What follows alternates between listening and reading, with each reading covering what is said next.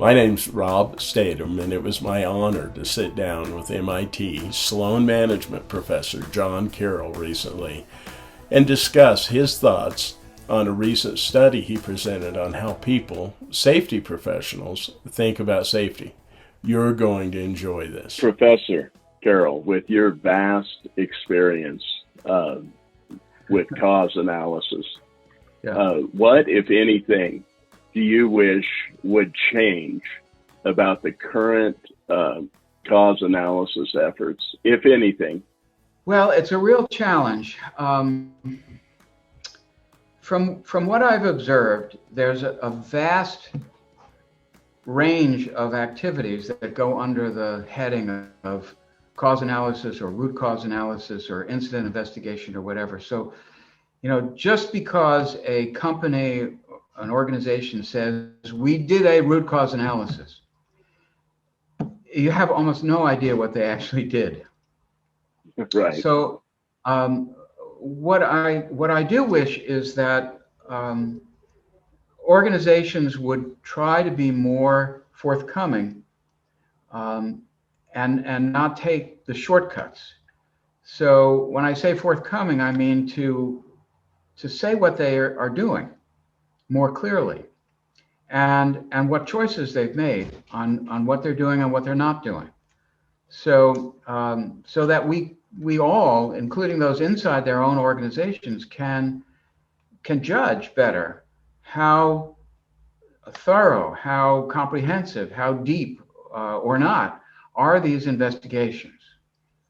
And I will tell you that in places like healthcare, it's very, very hard to get people together to do the kind of depth of analysis that's needed to figure out why something happened. Many of the analyses are pretty shallow, and they're done because they're required to be done, but they're not necessarily providing a benefit.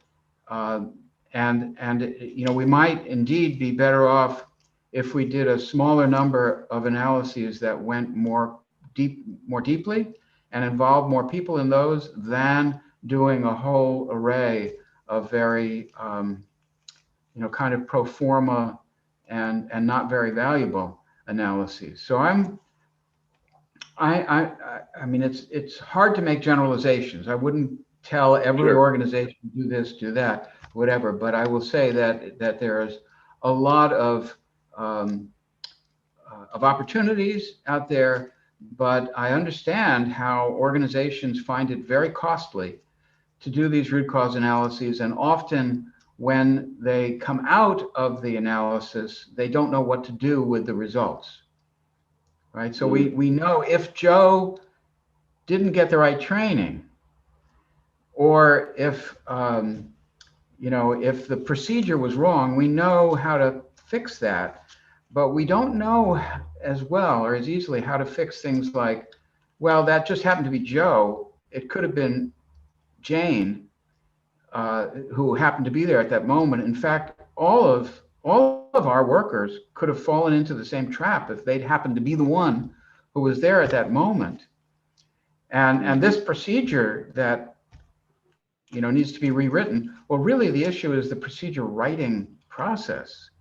It's a higher order, more comprehensive fix that's needed. Not this procedure, but how we do procedures, who's involved in them, how much resources we put into them. So I think that it is very hard for organizations to know what to do about failures of leadership, failures of organization, failures of culture. They don't have an answer. And the result is they shy away from having that come out of the root cause process. The people conducting the root cause analysis want to be able to say these things and to suggest what should be done. But if the organization is kind of, unable or unwilling to deal with that kind of a change, they don't know what to do, or they don't know how to implement a change like that, or it takes too long, costs too much, too uncertain. then you end up that ends up coming back full circle into the root cause process, and the investigators know, don't bother saying those things. Nothing ever gets done with that. Just give them what they can handle. It's not an unreasonable answer. Tell them about the worker who needs retraining and the procedure that needs to be rewritten and the piece of equipment that could be maintained better. And, maybe they can handle that, but tell them about how to fix their culture. They'll never do it. So we'll give up. So I think we're in short, it's a slower than we'd like process of being able to make the kind of changes that would be most effective for getting at the deeper, more comprehensive, more, those kinds of practices and problems. One follow-up with what you said. You mentioned people have a tendency to go through the process, but they not be very effective. I don't think those were your words, but they seem shallow. How much do you think the fear of punishment is involved in their decision to shy away from really digging deep? Yeah. Well, I think it varies a lot from place to place. Obviously, if you're going to point a finger, at someone in power and say, our board of directors, our CEOs are not taking safety seriously enough. Well, whether you're right or wrong, it's certainly a bold step to take that could be career limiting. So pointing fingers upward is a lot harder, or out into those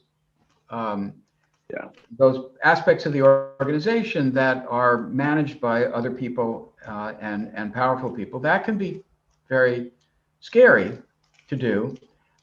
Even in those organizations where the leaders are trying to make that acceptable,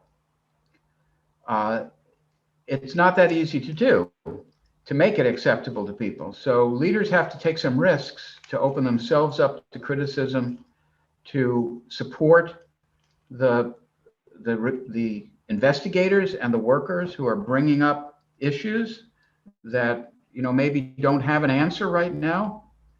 As a senior manager, are you willing to hear about things where we don't know what to do, or does that become another problem that you keep bringing up, problems, but you don't have solutions? We want solutions. Okay. And if you don't bring up a solution, there's something wrong with you. Well, if you don't bring up a solution, because this is hard. I don't have solutions to all these problems. There are things that we really have to work on together. And, my hope would be that if it's too big a problem for an organization, maybe an industry would take it on. Or, maybe this is something that we have to do collectively. Rather than each individual department or each individual company trying to solve this problem. There are some very hard problems to solve. Thank you for listening to the Failsafe Moment. We'd love to hear your thoughts. Please share in the comments. Have a great day.